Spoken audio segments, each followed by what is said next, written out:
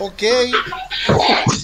Que o Senhor Jesus possa nos abençoar, o nosso Pai amado em Cristo, possa nos conduzir nessa aula, que tudo dê certo para a honra e glória do nome dele. Em nome de Jesus. Amém. Quem puder fechar o microfone agora.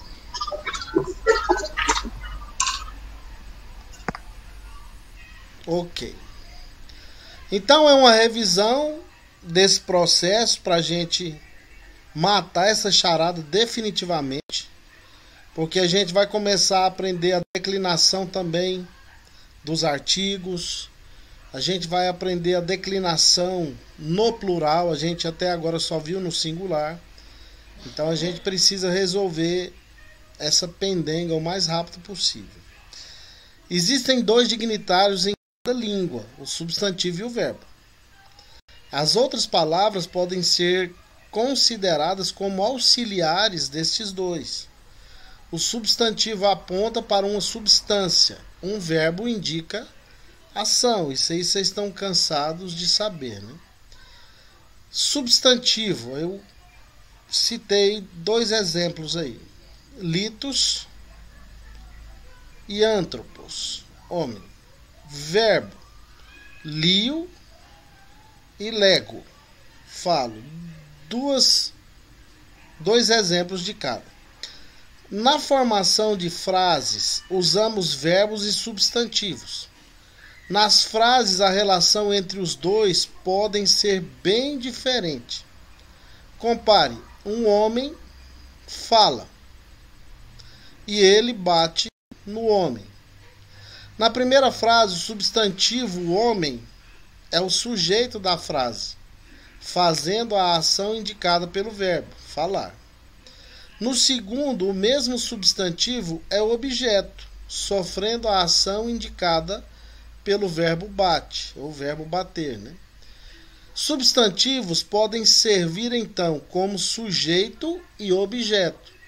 Portanto, como distinguir esses dois usos? Ou seja, como detectar essas funções dentro de uma frase? É o que a gente vai ver a partir de agora. Pode mudar, Kaique.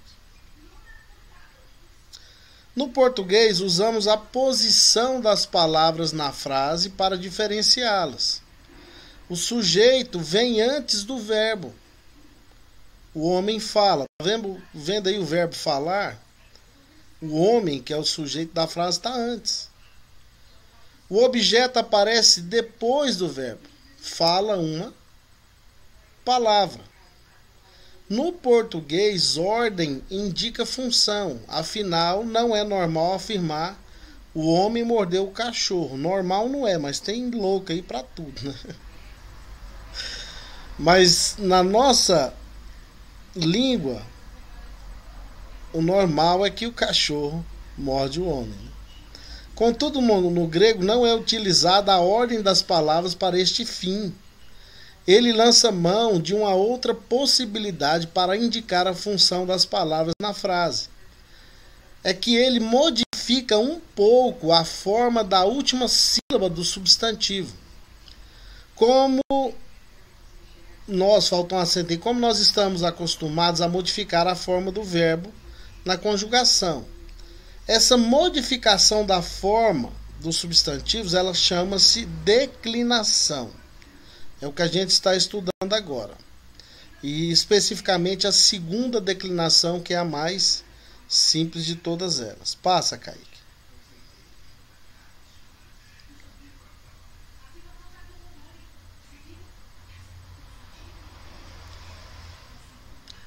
Sujeito e objeto. Agora você vai descobrir o que o grego usa para fazer da mesma palavra, num caso sujeito e no outro objeto. No grego, a função das palavras na frase é indicada por sua terminação. Essa terminação chama flexão nominal. O sujeito é indicado pela terminação ômicron sigma. Citei dois exemplos aí, logos e teos.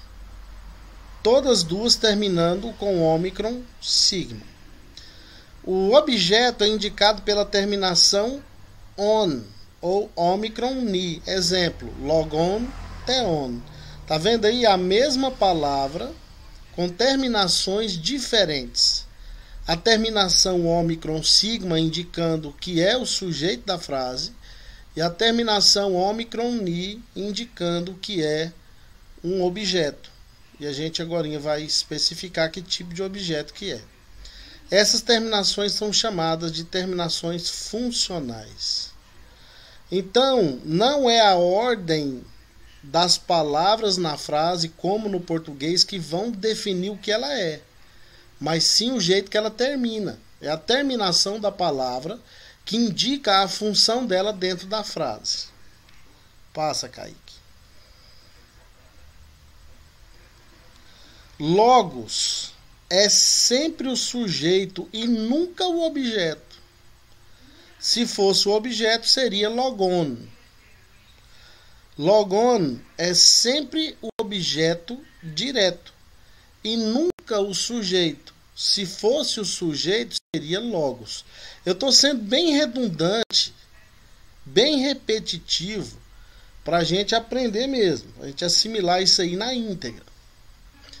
O caso que define o sujeito é chamado de nominativo.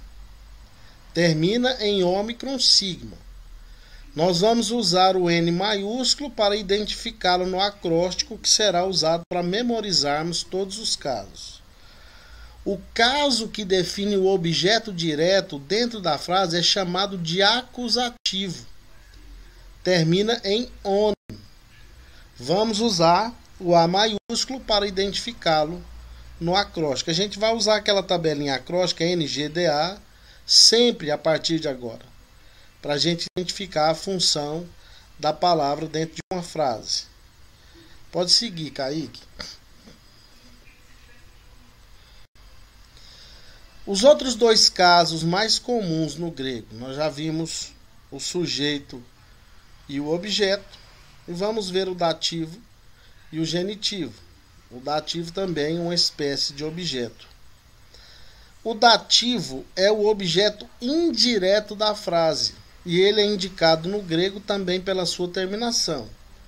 O dativo termina em ômega com iota subscrito, aquele ômegazinho com iota debaixo dele.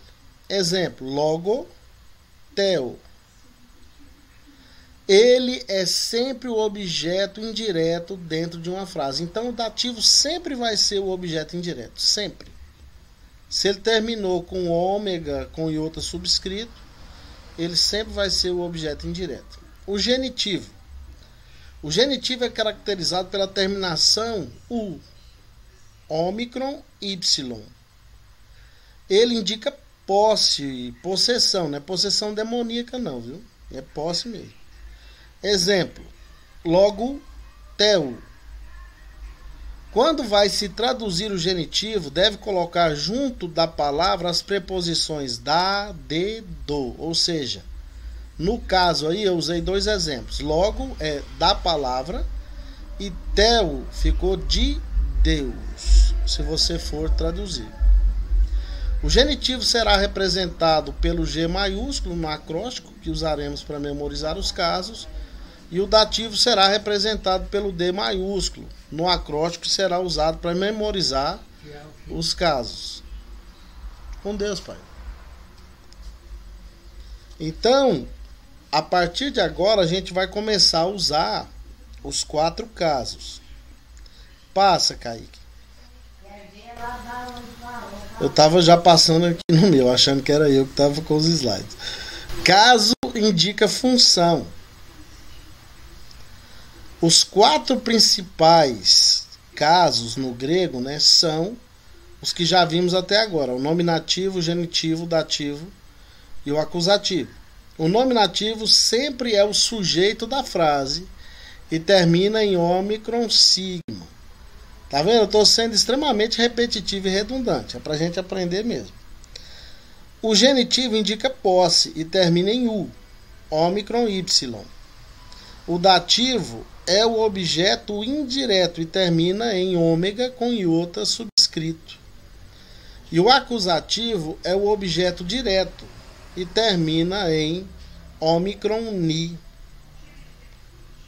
Essa é a chave de entender toda a questão.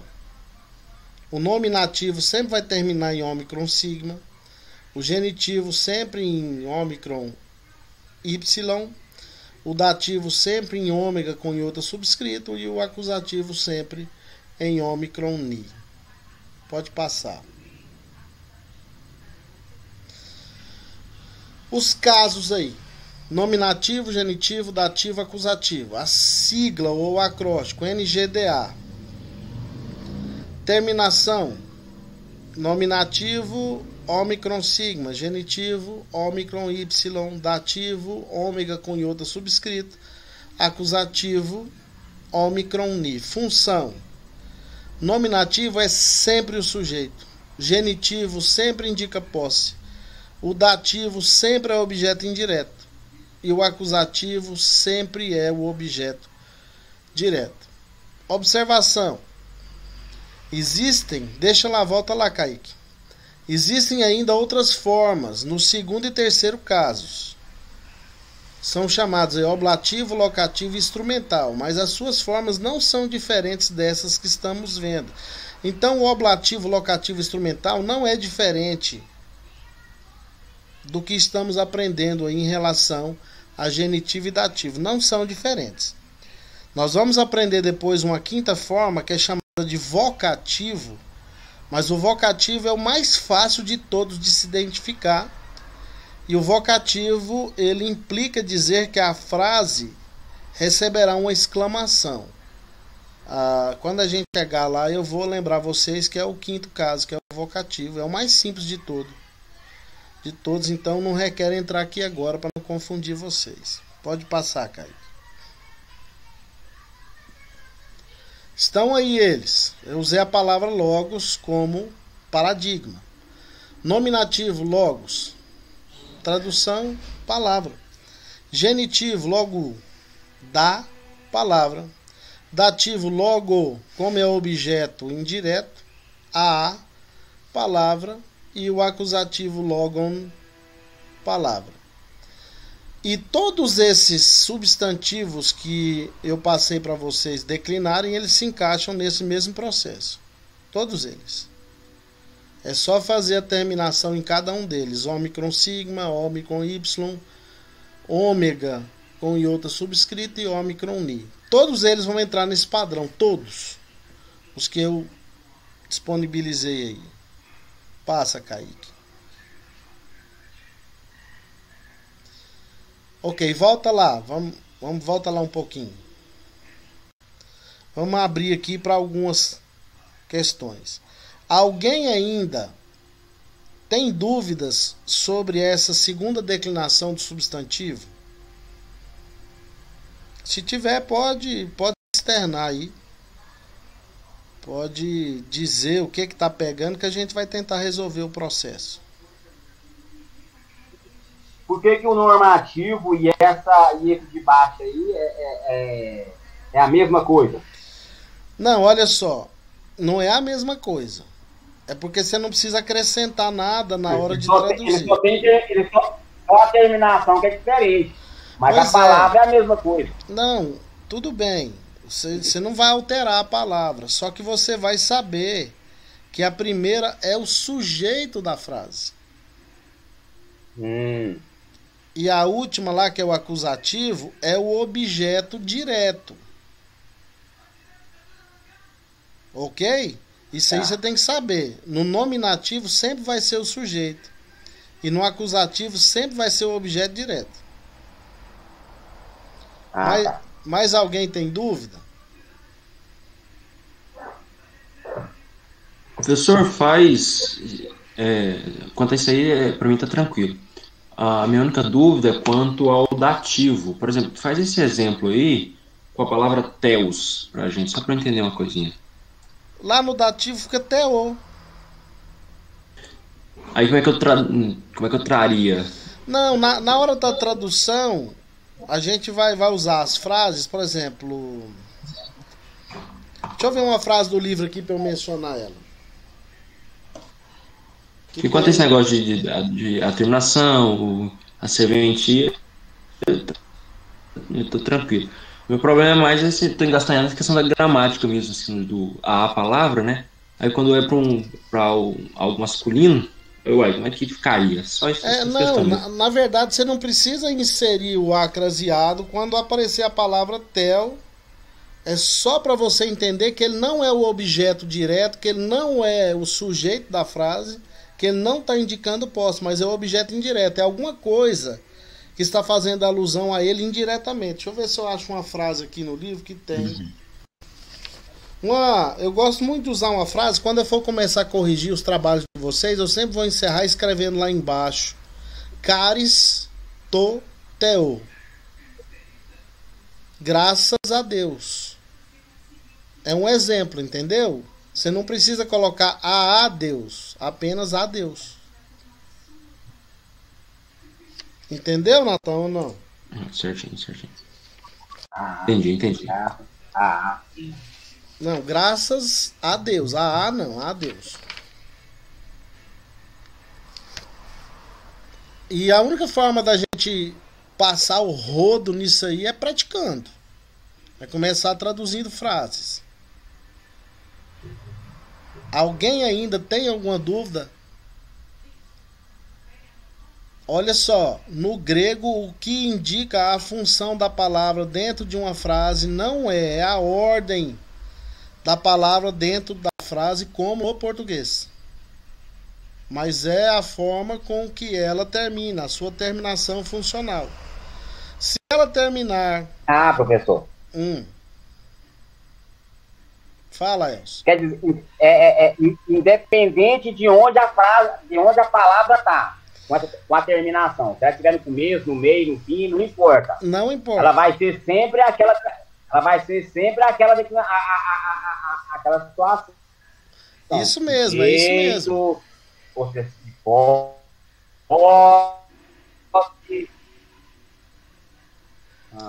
É isso que você expôs. Olha só. Pode ser a última frase, a última palavra da frase. Mas se ela terminar com ômicron, sigma, ela é o sujeito da frase. Ela que é o centro da frase. Ela não é o centro, ela é o sujeito. Aí você tem que analisar a frase para traduzir, se vai traduzir a partir do sujeito ou a partir do verbo, que há as duas possibilidades. Você vai ter que entender o que está escrito na frase, mas o logos, por exemplo, ele sempre vai ser o sujeito, sempre.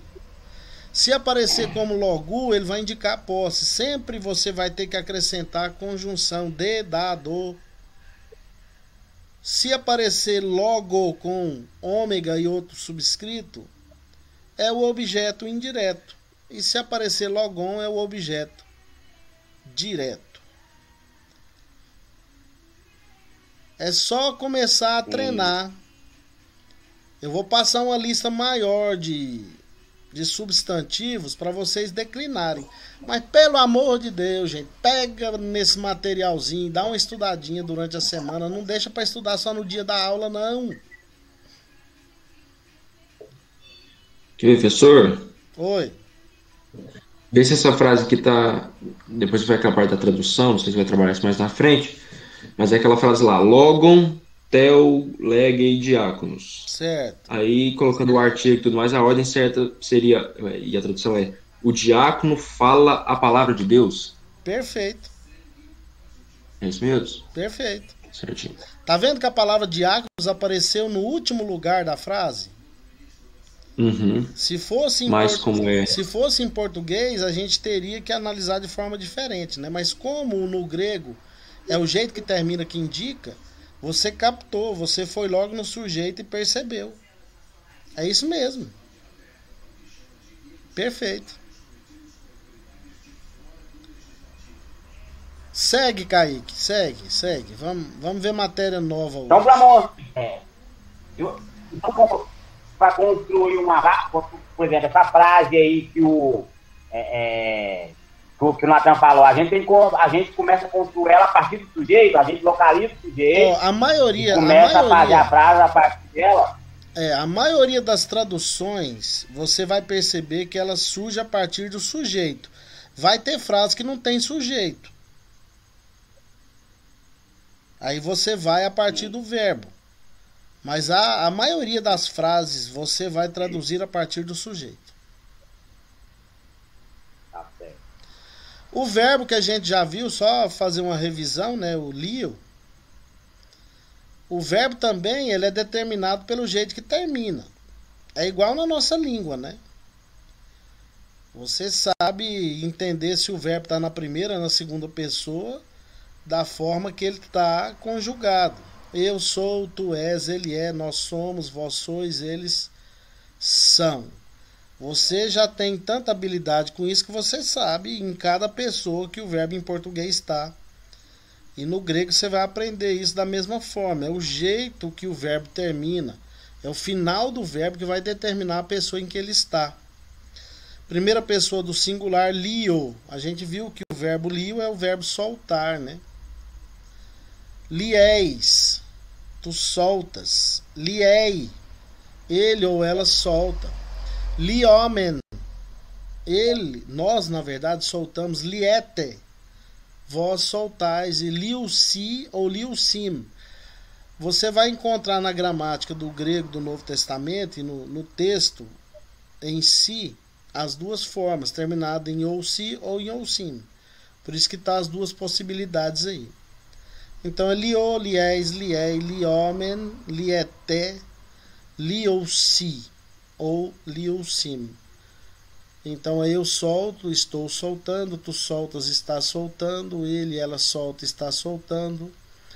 Nós soltamos, estamos soltando, vós soltais, estáis soltando, eles ou elas soltam, estão soltando. É muito simples esse verbo aí. Você vai ter que aprender a observar a forma que ele termina. Por isso que eu estou dizendo, se você deixar para estudar o grego só comigo aqui na aula, vai ficar difícil. Você não vai assimilar. E vai chegar o dia da prova, né? Aí, balbal.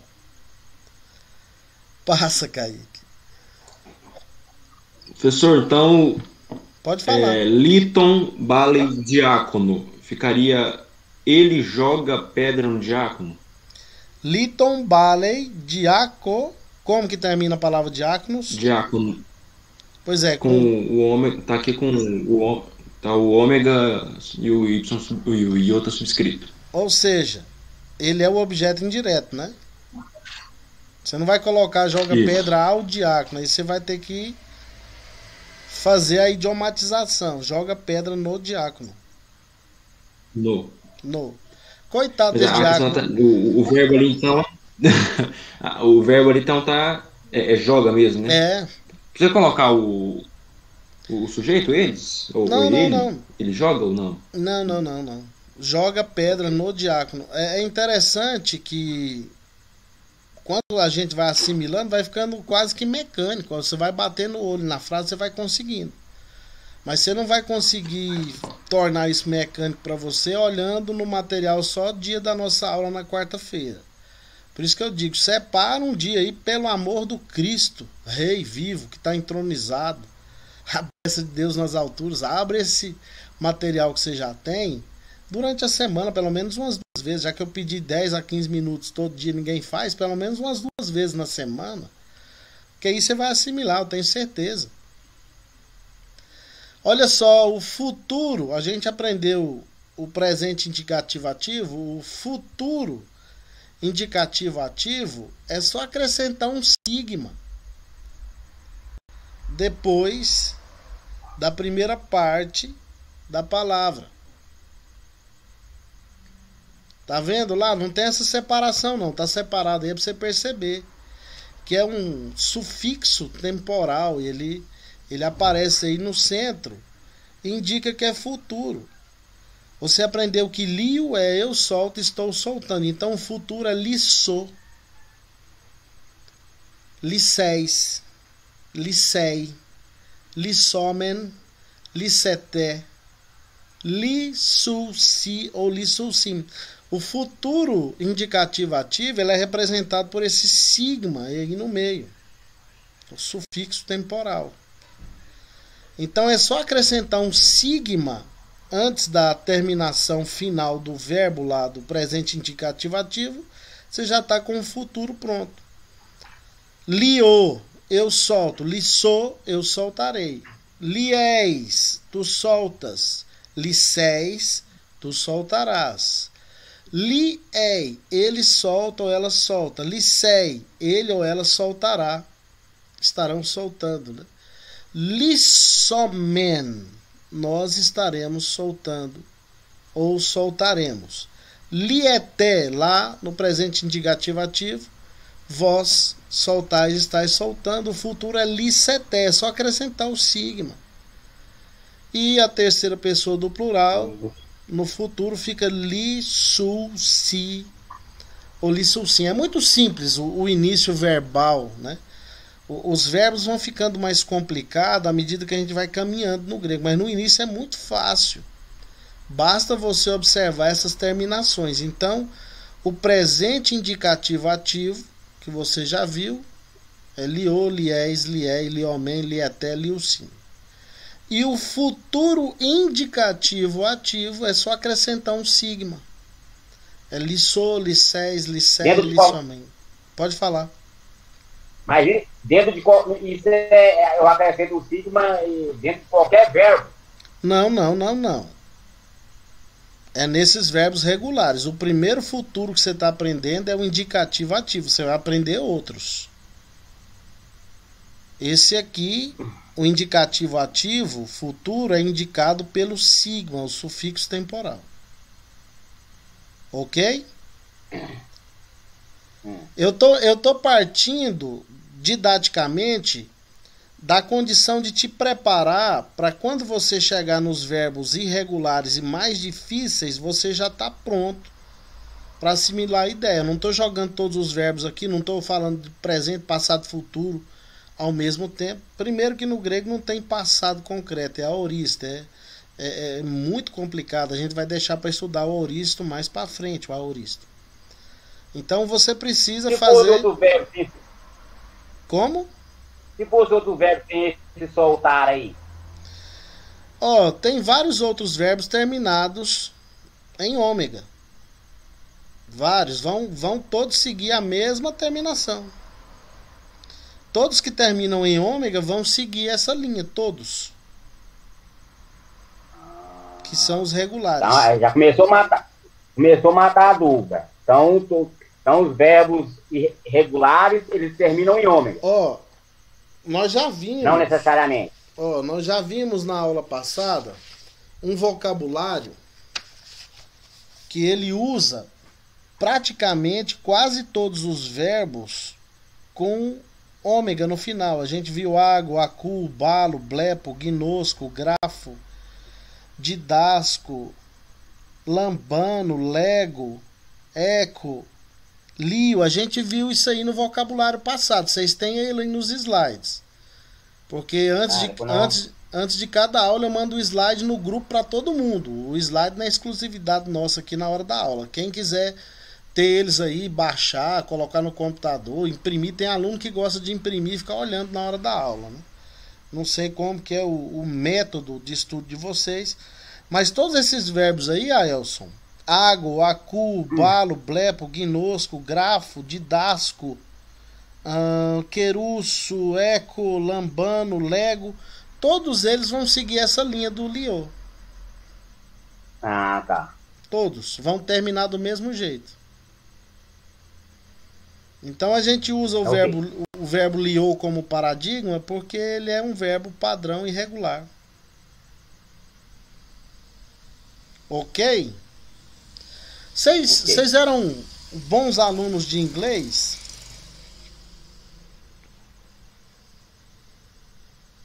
Vocês se lembram do verbo to be? Que é o único verbo que Aquela canseira eu escuto minha mulher dar aula de inglês o tempo inteiro. É o único verbo que a gente Ser ou estar. O único verbo que a gente aprendeu na escola mesmo, né? Porque não se dava muita importância ao inglês como disciplina. E foi a maior tolice da educação no Brasil durante todos esses anos. Se tivesse ensinado as crianças, né, desde a tenra idade, o idioma inglês com seriedade, hoje no Brasil todo mundo que estudou falaria inglês, entenderia, leria de maneira fluente, né? Então eles jogam a disciplina lá na grade curricular só para inglês ver, né? Mas é isso aí. O Salomão disse, é o verbo ser e estar. O grego tem o verbo ser e estar. Passa aí, Kaique. Esse verbo aí é o verbo ser e estar. O eimi, eu sou, eu estou. Eu acho pertinente vocês prestarem atenção, porque no Evangelho de João, quando Jesus usa esse verbo aí, eimi, meu Deus do céu, ele quase foi apedrejado. Eles quiseram jogar pedra nele. Lembra daquele diálogo de Jesus com os judeus, ali no capítulo 8 do Evangelho de João, aonde Jesus diz, antes que Abraão existisse, eu sou.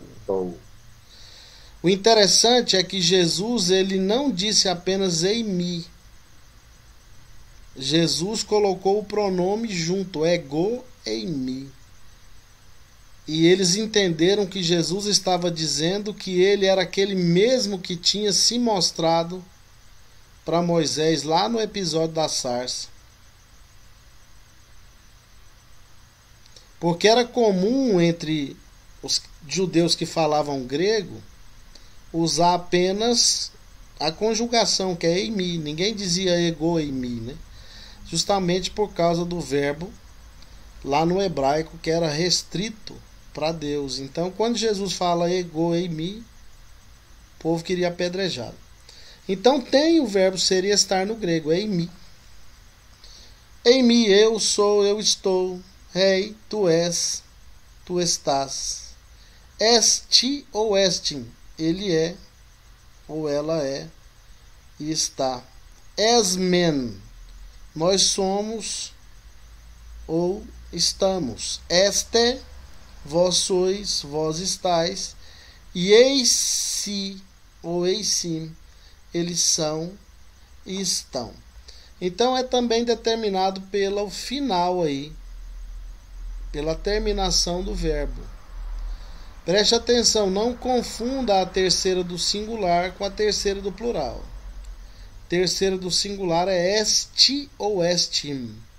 E a terceira do plural é eisi ou eisim. Então nós temos aí o verbo ser e estar. E tem os exemplos aí na frente, ó, se vocês quiserem tentar traduzir em casa, a gente corrige. Tem as referências aí, tenta traduzir. Acho que vocês não têm vocabulário suficiente, né? Eimi rezoe, eu sou a vida. Elias el. Profetes. Deixa eu ver aqui que tá mais fácil de eu enxergar. Profetes estim esmen matetai e este tufus eisim mártires. Eu vou lançar um monte de vocabulário no grupo durante essa semana para vocês terem muito vocabulário, para a gente começar a botar em prática o que já vimos até agora. Vamos usar o nominativo, genitivo, dativo e acusativo. E vamos usar os verbos que já aprendemos até agora. Vamos começar com a tradução de frases. Vamos colocar em prática, que aí a coisa flui. Porque senão a gente vai ficar amassando barro e vamos chegar no final da caminhada e não vamos conseguir muita coisa. Mas eu preciso da colaboração de vocês. Eu já disse, se vocês não estudarem durante a semana, chega aqui eu não consigo resolver o problema. Aí vocês vão falar, não, que professor Cleugo não está com nada. É necessário uma dedicação em relação. É uma língua morta, mas extremamente necessária para a nossa formação teológica. Principalmente você que quer usar o Novo Testamento para pregar. E eu quero que vocês façam isso com propriedade. Professor, Fala. deixa eu fazer uma confissão pro senhor aqui. Pra te falar a verdade, aquela vontade que eu comecei com ela já ficou para trás há muito tempo. Essas aulas remotas, motivação foi tudo embora. Não tem motivação, tô aqui na marra. Tô aqui pra não perder, não tô na marra. Salomão, a gente não tem, por enquanto, outra saída. Eu também gosto do calor da presença de todos dentro de uma sala de aula, mas infelizmente, enquanto não tivermos uma solução plausível, é isso aqui. Mas tem como estudar. Infelizmente, eu concordo com o senhor. Só que a motivação da gente vai embora. Vai nada, moço, você é crente. A minha motivação já foi embora há muito tempo. Eu tô aqui na raça, eu tô no. Mas se tá na raça é porque a motivação ainda tá aí. Porque se não tivesse motivado, já tinha batido perna. A questão é arrumar. A questão é arrumar. Não tá fácil pra ninguém. Tá não, eu sei disso. Você acha que é fácil pra mim? Pra eu fazer esse tipo de aula e preparar todo o material aqui, eu trabalhei hoje o dia inteiro, né? Tô aqui com vocês até agora. Você acha que pra mim ficou mais fácil? Ficou muito mais difícil. Que eu dependo agora da tecnologia. Não, eu posso ver isso pela minha esposa. Então. Minha esposa é professora. Então, você tá vivenciando agora, com por ela outro aí. lado também, eu penso o seguinte. Por outro lado, eu penso o seguinte.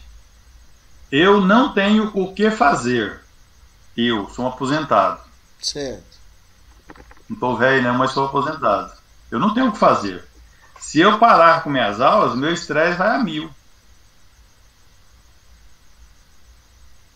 Não pode ficar estressado não, que o estresse é um Entendeu? pulo. O estresse é um pulo para depressão, você sabe disso, né? Para depressão e para infarto. Minha família morre tudo de infarto. Tá conversando da o cabo estica.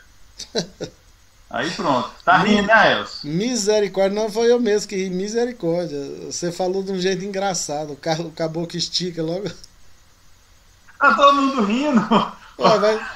Como que não ri do jeito do jeito que você falou? Tá conversando, de repente o caboclo estica. Como que não ri, moço?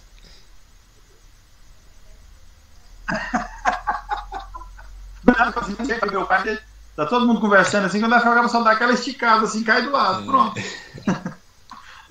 Lá para o pai lá já morreu.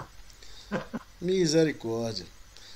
Mas sabe, ô Salomão, rapaz. Salomão, enquanto a gente tiver refém desse processo, primeiro pandêmico e depois político, né, a gente vai ficar nessa aí.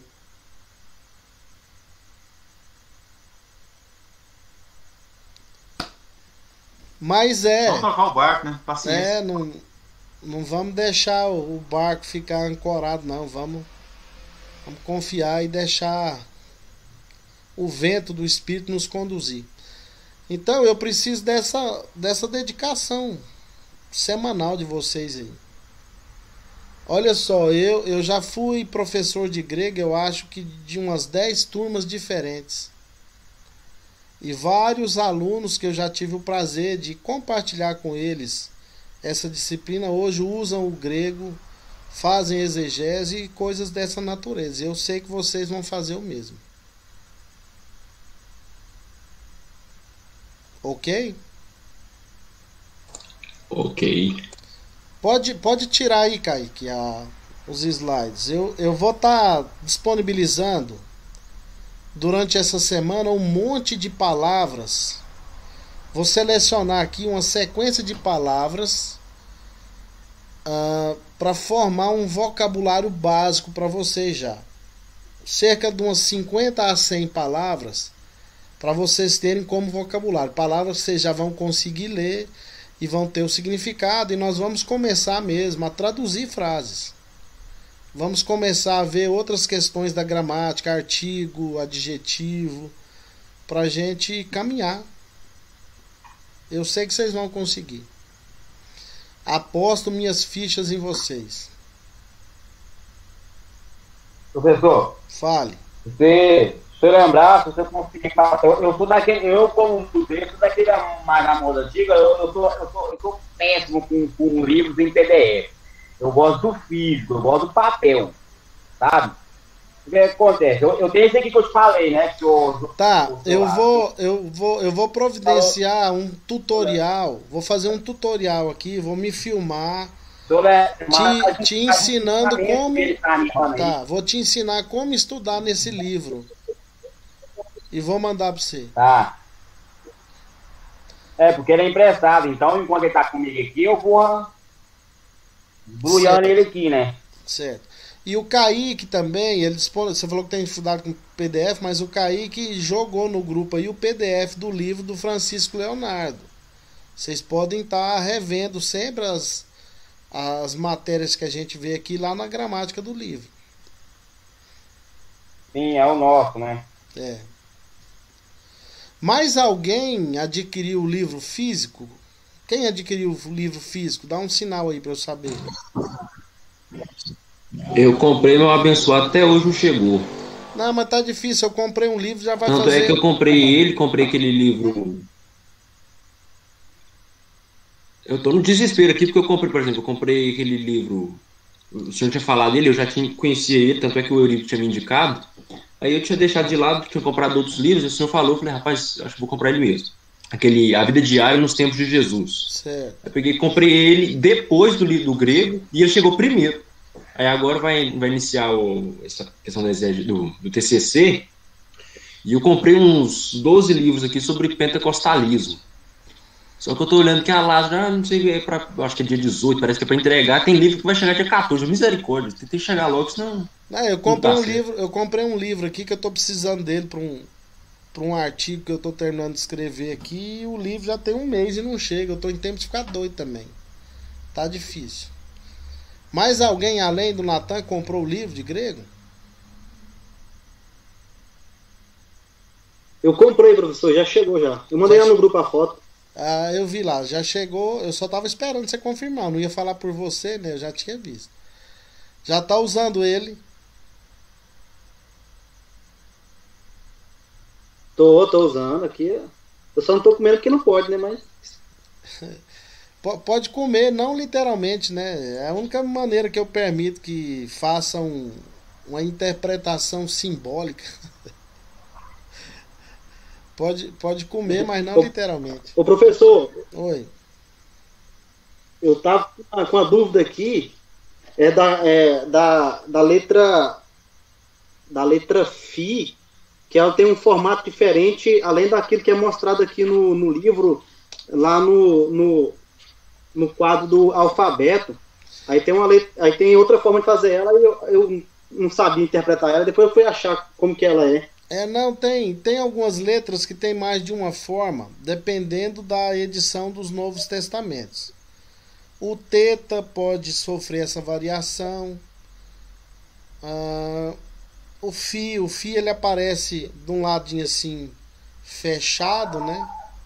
Em vez de ser só uma bolinha, em vez de ser uma bolinha com um tracinho no meio, vou ser bem simplório para você entender. Ele vem tipo uma orelhinha e depois o tracinho. Tem essas formas, mas como a maioria, o ômega, né, professor? Como a maioria puxa a perninha. O Rho também, ele tem um formato diferente em algumas gramáticas. Mas como a gente vai lidar com textos do Novo Testamento, que a maioria massacrante usa essas letras conforme as que eu passei para vocês, não acho que não há necessidade, mas logo você pega isso também. Quando você estiver dominando mais o idioma, você vai ver isso aí. Professor, o senhor conhece o Neto Andrade? Não. Ele mora no Gama, ali, no Distrito Federal. Ele dá aula de grego e de hebraico. Certo. Eu fiz um hebraico com ele 3 meses. E eu tava transliterando, falando, tudinho, só que eu fui deixar como professor. Aí parei. Eu tô assistindo umas aulas de grego com ele. E ele também é bom. Só não sei se é do nível do senhor, mas ele é... Não, isso aí, quanto mais informação você for pegando, é melhor. Aí guarda as dúvidas e a gente tira aqui na aula. Então, a questão é a seguinte. Idioma, gente. se você não se dedicar, não vai. Não vai mesmo. Até a coisa ficar natural, demora um pouco. Já tem uma dúvida aqui, porque ele transliterou lá o Deus como Theos, e aqui a gente está aprendendo como Theos. Qual que é a forma correta? Olha só, eu te disse que a questão de pronúncia não é importante, né? Não é importante. Primeiro que a gente não vai conversar uma língua morta com ninguém. Você sabendo pronunciar pode ser Theos ou Theos, tanto faz. Tanto faz. Ok.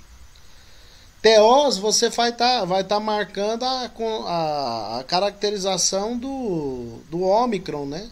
Que ele dá a ideia assim, do nosso O com acento agudo. Então pode ser Theos, mas pode ser Theos. Igual a maioria usa que é Theos, né? Tanto faz, Leandro. Okay. Isso aí não vai modificar nada, não. É igual, por exemplo, a pronúncia do substantivo Kyrios. Você vai encontrar autor que vai pronunciar Kurios, porque ele é com Y. Certo.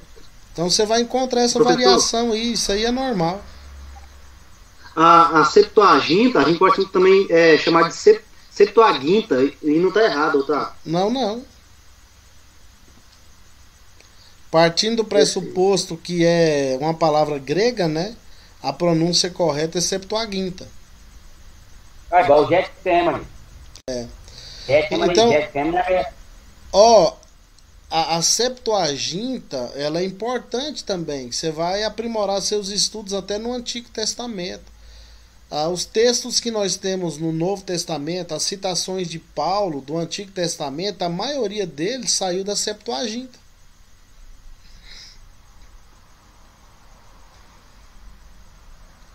Então é importante se dedicar assim. Alguém quer falar mais alguma coisa? Tem alguma dúvida?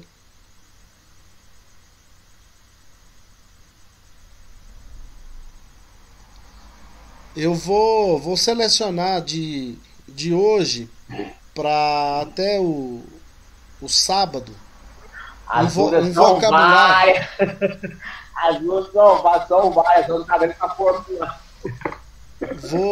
Vou formular aqui um vocabulário básico, palavras basicamente iniciando com todas as letras do alfabeto. Vou separar algumas para vocês terem um vocabulário básico para a gente começar a traduzir. E à medida em que você for aprendendo palavras, vá fazendo também o seu próprio vocabulário. Foi assim que eu fiz. Quando eu comecei a aprender o Koiné, eu tinha um caderno que eu comecei a colocar no caderno as palavras que eu já sabia, o significado em português. E rapidinho eu estava aí com um vocabulário enorme. E todo mundo que sabe outro idioma sabe que o importante também dentro da construção de um idioma é ter um vocabulário vasto, né? Se a gente tivesse um vocabulário vasto em português, a gente falaria melhor, escreveria melhor e assim sucessivamente. Tranquilo? Professor, fale. Não se esqueça de lembrar, se o senhor me mandar alguns material de Marcos lá, tá bom? Tá. O negócio é... Eu tenho em PDF e tenho físico. Eu queria te emprestar o físico. Você vai devolver, né? Se for bom, eu acho que não. Então, perdeu a oportunidade já. Então já rodou. Já vou não vai pegar mais. Não, professor. Rodou. Podia ter falado depois, Podia ter falado depois. Já falou antes, agora não vai pegar. Vou mandar só o PDF. Eu vou mandar o do Norman Champ pra você.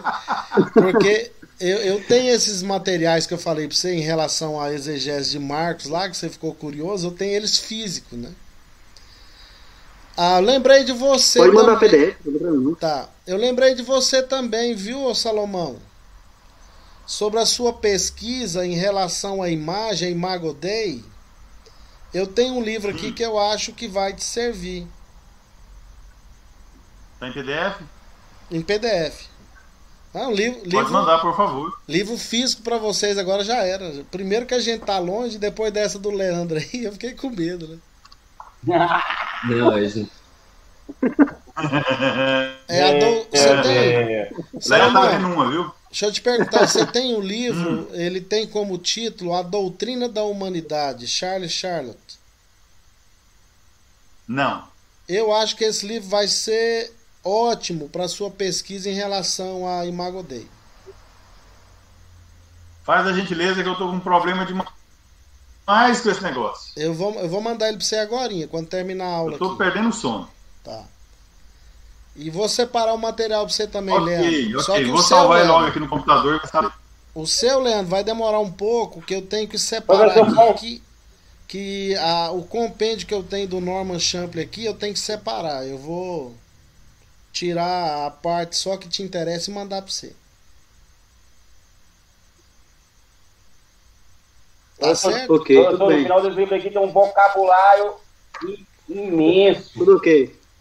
Então, já vai tomando posse No desse final desse livro vocabulário. aqui tem um aí. vocabulário imenso. Vai tomando posse dele aí. Como é que chama a alegria em grego? Como? Como é que chama a alegria em grego? Depende. Tem mais Alegria. de uma palavra. Gozo. Tem mais de uma palavra. Ó, uma questão interessante para fechar aquela exegese. Tem uma vírgula e tem o... Tem uma questão interessante para a gente fechar aquela exegese de Lucas 23:43, que os adventistas e as testemunhas de Jeová querem torcer para benefício próprio. Vocês sabem o que está escrito lá?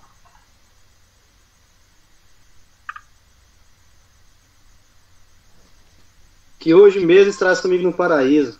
É.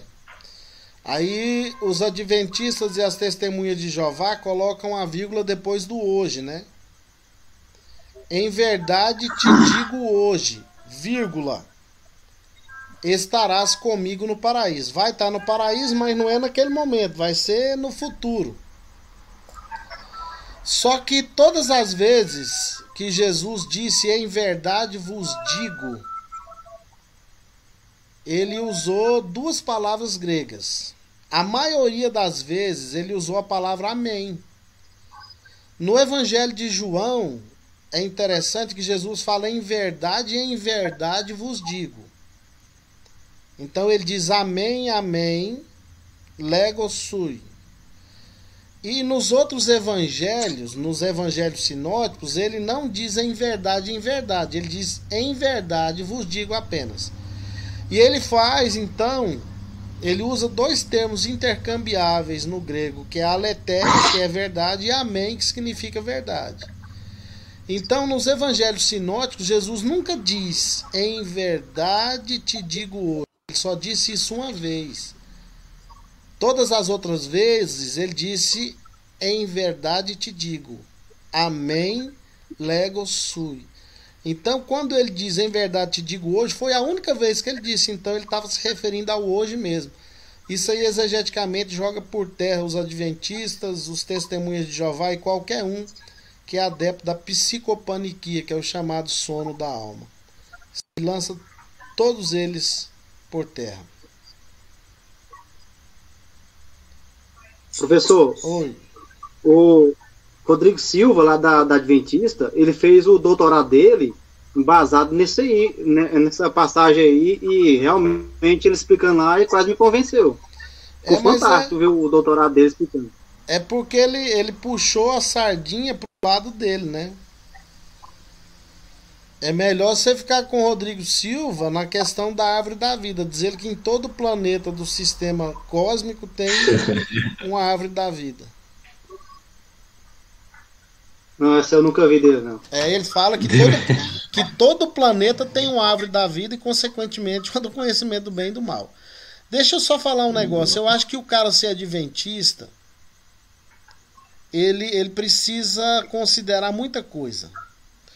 O adventismo ensina que o diabo expiou pelos pecados da humanidade. Você sabia disso? Essa também nunca ouvi falar dele, não. Pois é, Sabia não. eles usam o texto de Levítico, onde eles interpretam o bode emissário como sendo Azazel, que na mitologia é um demônio, e eles dizem que Azazel é o Satã, que levou pecados também sobre ele. Vocês sabiam que a Ellen White afirma que lá no Éden, antes de Adão ter Eva como esposa, Adão transou com os animais do sexo feminino lá no jardim, teve filhos com eles? Vixe, Que legal, olha. meu Deus. A Ellen Poxa, essa eu não White, sabia também não. a Ellen White, ela tem a doutrina da amálgama. Depois você pesquisa isso aí na internet. A doutrina da amálgama de Ellen White. Eles tentaram, os adventistas, eliminar todos esses livros que a Ellen White escreveu sobre a amálgama, só que eles não conseguiram arrancar todos de circulação. Tem gente que ainda tem. A mulher acredita que Centauro, Minotauro, todas essas coisas existiram de verdade e foram fruto da relação sexual de Adão com bichos, animais do sexo feminino lá no Éden, antes de Eva ser feita da costela dele. Então, vou falar pra você, viu? Ser adventista é um desafio. Já tinha foi estragada, né? É um desafio, né? Então a gente precisa ter cuidado. A gente tem que Fumou uma maconha estragada. consumir a literatura do Rodrigo Silva aí, mas saber tirar as espinhas do peixe. Então, Leandro, quando você estiver dominando mais o grego, você vai fazer um exegese para refutar o doutorado dele, porque todas as vezes que Jesus usou o hebraísmo, que é um hebraísmo que ele usava, amém, lego sui, ele nunca usou a palavra hoje junto. Ela só foi usada lá naquela ocasião de Lucas 23, 43. Então a exegese do Rodrigo Silva aí deve ter sido, sei lá como.